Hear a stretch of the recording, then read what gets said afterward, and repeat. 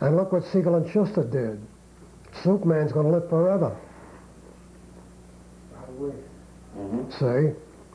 And Superman's going to be, Superman, as far as I'm concerned, it saved my life. Because I couldn't believe anybody could kill me. Out of 1,000 men, only me and 4 other guys came out. See, people think about war like they think about comics or they think about Broadway plays. They don't think that it's serious, that it's reality. And, but it is. You got to kill that guy. My sergeant hit me on the head with a steel helmet when we were holding a brick factory. And the SS troopers came busting through the door like an Errol Flynn movie. And try it. You stand in front of the path of a truck. Stand there until the truck is almost on top of you. And you know that you can't get out of the way. And that truck is going to hit you. You stand there and try to take it. And there's this guy coming toward you with a Schmeiser. The Schmeiser is aimed at your head. And this guy looks like a butcher. See? And he's got all the accoutrements on him, and he's going to kill you, and there's no way out of it, and you got your gun on him, and he's got his gun on you. What do? I didn't know what to do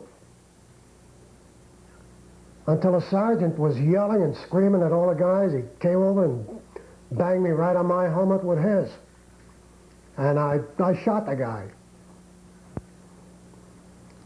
It's like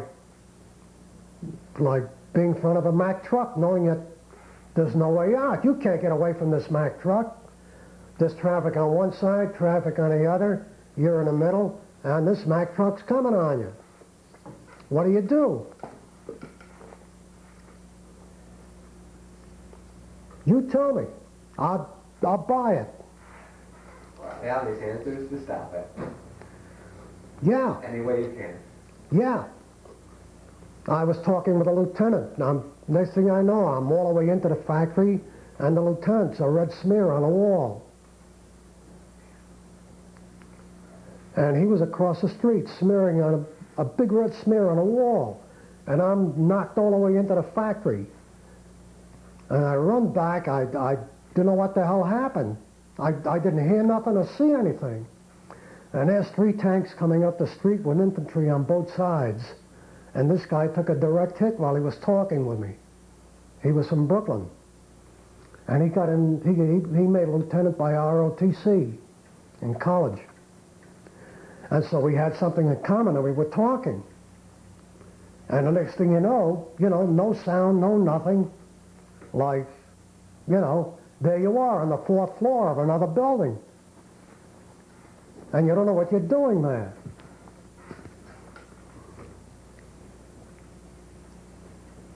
And this guy's a red smear on a wall, and you can't get more undignified than that.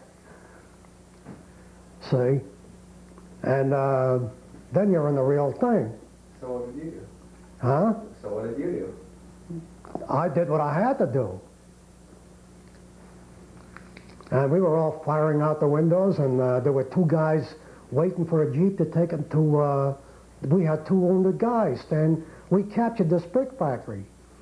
And I slept in the oven because it was warm. And you feel like you were maybe daring them by doing that? Oh yeah, the bricks were hot. I might have come out a cookie. And here we are. These 2 guys, the wounded guys, are standing all bandaged up, waiting for this Jeep. Next thing we know, the wounded guys are dead, and the Germans are charging in. And it's an Errol Flynn picture, right? One guy, there's a German coming at me. One guy from the 2nd floor hits him in the head with a steel-jacketed bullet. And this guy goes back through 4 rooms, okay?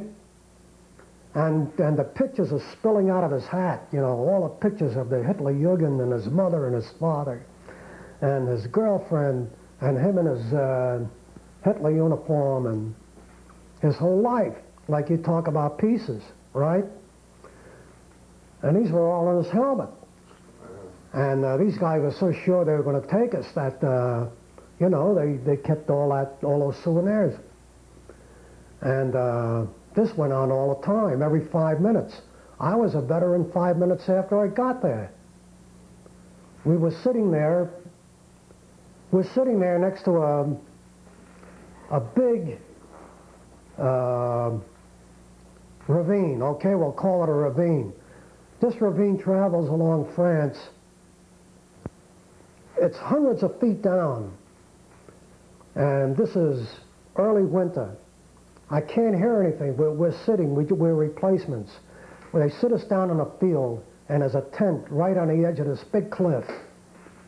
And the wind is blowing hard, and a colonel comes out of this tent with the officers, and he's speaking to us, and I can't hear him.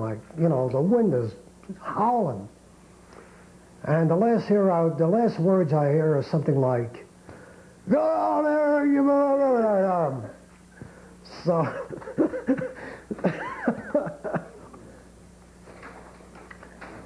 and the strange sounds coming up from that wind. I don't know what the hell these sounds are. And then the wind starts howling again and the sounds disappear. We're sitting in this big open, beautiful field. It's so tranquil, the grass is waving back and forth. And the wind is whipping it around, and we can't hear the colonel, but occasionally the wind will blow some other direction. And we hear these sounds. And after the colonel's speech, he gives us the old finger and he goes back into the tent, and they tell us to get up on our feet, and we walk 1,000 feet down this cliff where a tank battle is going on. And those are the sounds we heard. Guys are running back and forth across the Moselle River, naked. A German runs up to me and wants to surrender. He takes his helmet off and I says, "Get the hell out of here." I says, "I don't know where I'm supposed to go."